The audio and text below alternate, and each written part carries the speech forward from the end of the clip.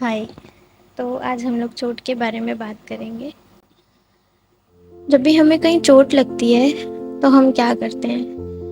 हम उसका ध्यान रखते हैं, मरहम पट्टी करते हैं, उस पर दवा लगाते हैं और हम ये ध्यान रखते हैं कि हमारा जो डेली रूटीन का काम है उसमें कहीं उससे और ज़्यादा चोट ना लग जाए। हम उस पार्ट की एक्स्ट्रा केयर करते हैं कुछ दिन तक।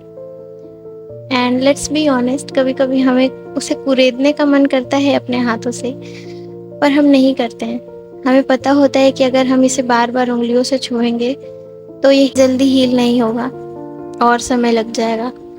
तो उस दर्द का हम इलाज ढूंढते हैं कि और क्या कर सकते हैं। किसी अच्छे डॉक्टर को दिखाते हैं, उसकी और केयर करते हैं, ना कि उसको लेकर बैठे रहते हैं या फिर उसे कोसते हैं। पर अगर चोट भावनात्मक तौर पर लगी है, मानसिक तौर पर लगी है, तो फिर उस समय पे जो हमारा पहला इंस्टिंक्ट होता है, हमारा जो पहला रिएक्शन होता है, वो क्या होता है? Why me? भगवान मेरे साथ ही ऐसा क्यों करते हैं? मेरी तो किस्मत ही खराब है। कुछ ऐसे ही शब्दों का प्रयोग करते हैं ना हम। जबकि वो जो मानसिक चोट है, शायद वो हमसे कुछ कहना चाहती है। शायद वो हमारा ही एक अबैंडन्ड पार्ट है जो कि हमसे अटेंशन मांगता है। पर हम क्या समझते हैं, हमको लगता है कि हमारे अंदर कोई कमी है, हमारे अंदर कोई मैन्युफैक्चरिंग डिफेक्ट ही है और इसको बाहर निकालना पड़ेगा। तो फॉर एग्जाम्पल एक इमोशन लेते हैं, एंगर। जो गुस्सा होता है उसको कोई आदमी कैसे एड्रेस करता है? हर आदमी का अपना अपना तरीका है।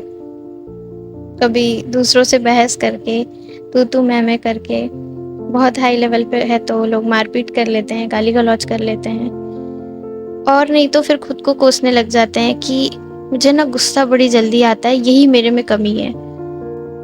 पर वो गुस्सा आखिर कहना क्या चाहता है? शायद वो ये कहना चाहता है कि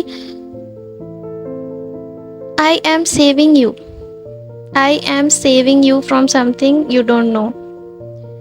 या फिर वो ये कहना चाहता है कि I will not tolerate this behaviour with you. जो हमारा गुस्से वाला एक पार्ट है ना, वो हमारा ही एक पार्ट है।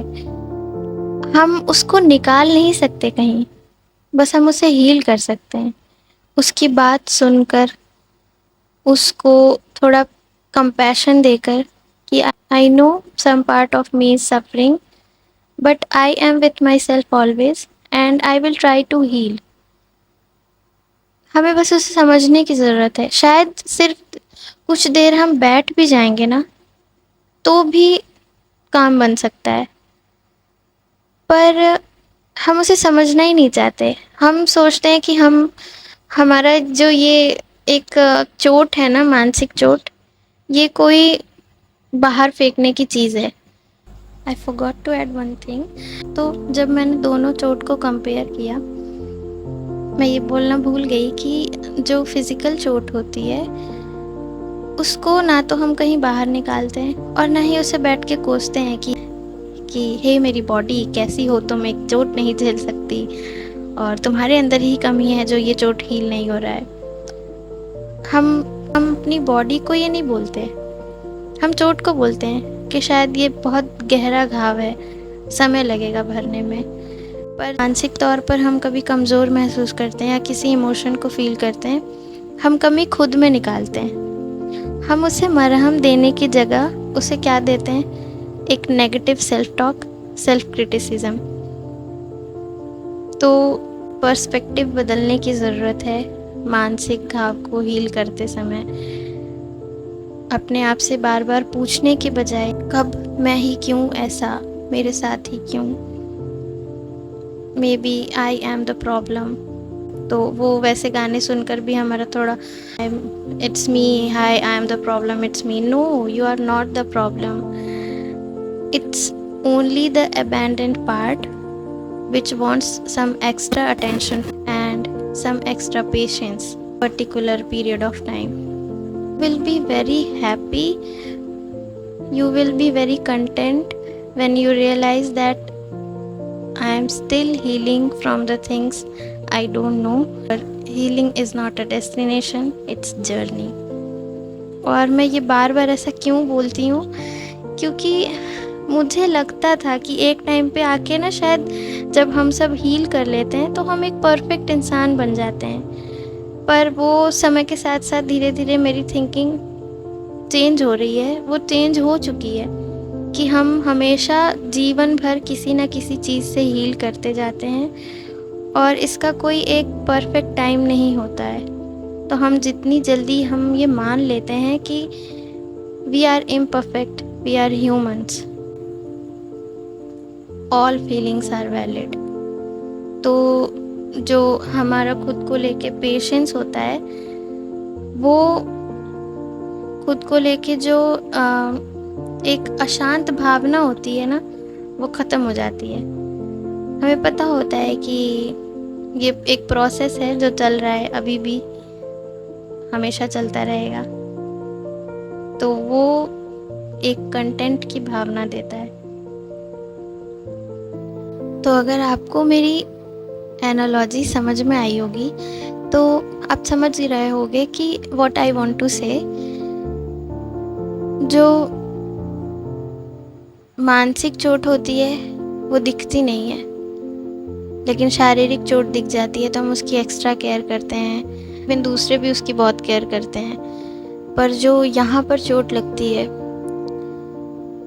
उसका कोई इलाज नहीं है सिवाय अपने आप को सुनने के।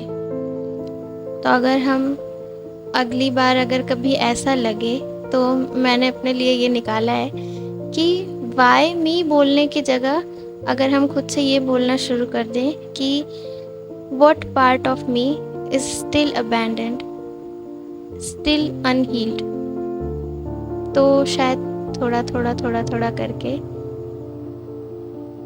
समय लगेगा पर ठीक होता जाएगा, वो घाव भरता जाएगा।